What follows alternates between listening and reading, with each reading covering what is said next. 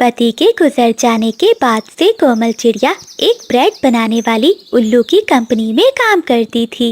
एक दिन उल्लू की कंपनी पर छापा पड़ता है, जहां उल्लू को मिलावट करते हुए पकड़ा जाता है और कंपनी को सील कर दिया जाता है।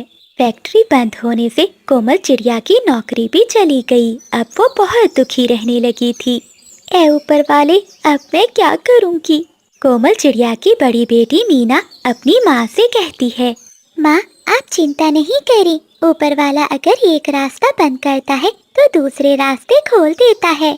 हमें पेट भरने के लिए कोई दूसरा रास्ता मिल जाएगा, आप चिंता नहीं करें। मीना, चिंता कैसे ना करूं, बिना पैसों के कुछ भी नहीं होता। तुम्हारे पिता के सपने मैं पैसों के बिना कैसे पूरे करूंगी? तुम्हें और पिंकी को आगे कैसे पढ़ाऊंगी? कैसे तुम डॉक्टर बनोगी और कैसे मैं तुम दोनों की शादी कर पाऊंगी? माँ आप चिंता छोड़ दे, सब ठीक हो जाएगा। मैं अभी फ्रिज से ठंडी ठंडी कुल्फी लाती हूँ। ऐसा कहते हुए पिंकी फ्रिज से ठंडी ठंडी कुल्फी लाकर अपनी माँ और बहन को दे देती है। माँ देखो ना, कितनी मजे की कुल्फी है, एकदम ताज़ा ताज़ा। हाँ पिंकी, तुम ठीक कह रही हो। मीना, तुम्हें याद है ये कुल्फी बनाना मुझे तुम्हारे पिता ने ही सिखाया था। माँ आप कुल्फी बेचने का काम शुरू क्यों नहीं करती? लेकिन मीना, मैं ये कैसे कर पाऊंगी? माँ कोशिश तो करके देखो। बेटी, इसके लिए कुछ पैसे चाहिए होंगे, मुझे तो फैक्ट्री वालों ने कुछ भी नहीं दिया। माँ आप चिंता नहीं करें, जो आप मुझे पैसे देती थी वो मैंने कुछ पैसे जमा कर रखे हैं। आप चलें, हम मिलकर बाजार जाते हैं और सामान लेकर आते हैं। फिर कोमल चिड़िया जंगल के बाजार जाती है और वहाँ से जरूरत का सारा सामान लाकर घर में कुल्फी बनाने लगती है। अगले दिन से कोमल चिड़िया एक पेड़ के नीचे बैठकर जंगल में आवाज लगाने लगती है, कुल्फी ले लो कुल्फी, दूध मलाई खोए वाली कुल्फी। कुछ पक्षी तो चिड़िया की आवाज सुनकर वहाँ से चले जाते हैं और कुछ पक्षी तो ये सोचकर कुल्फी ले लेते हैं कि बेचारी चिड़िया बहुत गरीब है। अरे वाह, ये कुल्फी है या रबड़ी? बहुत स्वादिष्ट है चिड़िया तुम्हारी कुल्फी, एक से तो मन नहीं भरा, मुझे एक और दो। हाँ हाँ तोते भैया, ले लो और अपनी पत्नी बच्चों के लिए भी ले जाओ। ऐसे ही दिन गुजरते जाते हैं और कोमल चिड़िया की आमदनी बढ़ती जाती है। मीना, मैं जितनी भी कुल्फी बनाती हूँ वो तो बहुत जल्दी बिक जाती है। मुझे तो उम्मीद भी नहीं थी कि मेरी बनाई हुई कुल्फी पक्षियों को इतनी पसंद आएगी। माँ अब आपको ये काम बढ़ाना होगा, मुझे भी स्कूल से छुट्टियाँ हो गई हैं, अब मैं भी आपके साथ जाया करूँगी।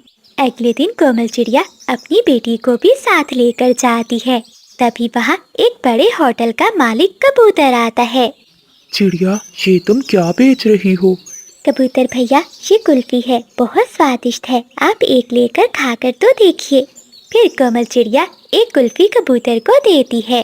कबूतर वो कुल्फी खाता है और कहता है, ये तो बहुत स्वादिष्ट कुल्फी है, इतनी स्वादिष्ट कुल्फी तुम यहाँ जंगल में बैठकर बेच रही हो?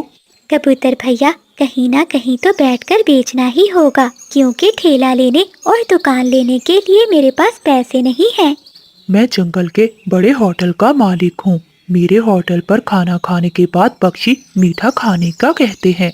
अगर मैं तुम्हारी ये कुल्फी अपने होटल के बाहर बेचने का बंदोबस्त कर दूं तो तुम्हें कोई एतराज तो नहीं होगा? वहाँ तुम्हारी कुल्फी अच्छे दामों में बिक जाएगी। नहीं नहीं कबूतर भैया, मुझे कोई एतराज नहीं है। फिर कबूतर अपने होटल के सामने एक ठेले का इंतजाम करता है, जहाँ कोमल चिड़िया कुल्फी बनाकर बेचने शुरू कर देती है। अब तो कोमल चिड़िया के ठेले पर पक्षियों की भीड़ रहने लगती है। वहीं पास में एक कपों का आइसक्रीम का भी ठेला था। अब वो कोमल चिड़िया से चलने लगे थे। बादल जी, जब से ये चिड़िया यहाँ कुल्फी बेचने लगी है, हमारा धंधा तो चौपट हो गया है।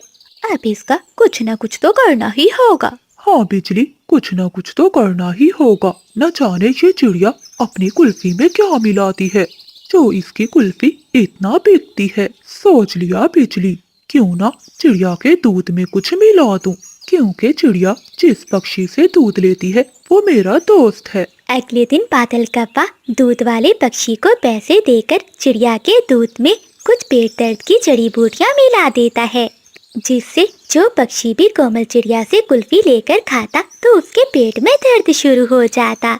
अरे चिड़िया, क्या मिलाया है तुमने कुल्फी में? देखो, हमारे पेट में दर्द शुरू हो गया है।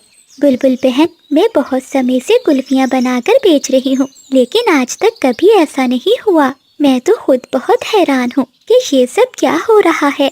सब पक्षी चिड़िया से खरीदी हुई कुल्फी लेकर फेंककर वहाँ से चले जाते हैं। अब तो हर रोज ऐसे ही होने लगा था। चिड़िया से कोई भी कुल्फी नहीं खरीदता था। सारे पक्षी अब कपों के ठेले से ही कुल्फी लेने लगते हैं।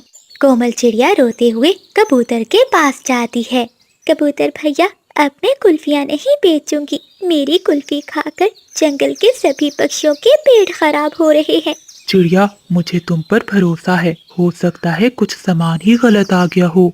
नहीं कबूतर भैया, सामान तो ठीक है। मैं इसी सामान से रोज ये कुल्फियाँ बनाती हूँ। अच्छा, तो मुझे ये बताओ कि दूध तुम किस पक्षी से लेती हो? दूध तो मैं छमछम पक्षी से लेती हूँ। तो ठीक है, सबसे पहले कल दूध वाले को ही पकड़ते हैं। अगले दिन जब दूध देने वाला पक्षी आता है तो कबूतर उसे पूछता है, बता, सच सच बता, तो दूध कहाँ से लाता है? क्योंकि तेरे दूध की बनी हुई कुल्फी खाने से जंगल के पक्षियों के पेट में दर्द हो रहा है। कहीं तो दूध में मिलावट तो नहीं करता? नहीं नहीं मालिक, मैं कोई मिलावट नहीं करता। सच सच बता दो छमछम, वरना मैं अभी पुलिस को बुला लूंगा और फिर देखना सब दूध का दूध और पानी का पानी हो जाएगा। ये सुनकर छमछम डर जाता है। कबूतर मालिक और चिड़िया बहन, मुझे माफ कर दो। मेरे मन में लालच आ गया था और मैंने कपों के कहने पर अपने दूध में जड़ी बूटियां मिलाकर तुम्हें दी। छमछम, तुमने कुछ पैसों के लिए जंगल के पक्षियों की जिंदगी दांव पर लगा दी। अब तुम्हें ये बात सबको बतानी होगी, वरना तुम्हें पुलिस के हवाले कर दिया जाएगा। नहीं नहीं, मुझे पुलिस को मत देना, मैं सभी पक्षियों को सब बता दूंगा। फिर छमछम पक्षी जंगल के सभी पक्षियों को सच सच बता देता है और कपों की चाल के बारे में भी बता देता है। सभी पक्षियों को ये सुनकर बहुत गुस्सा आता है और वो कप्पा और कपी की खूब पिटाई करते हैं।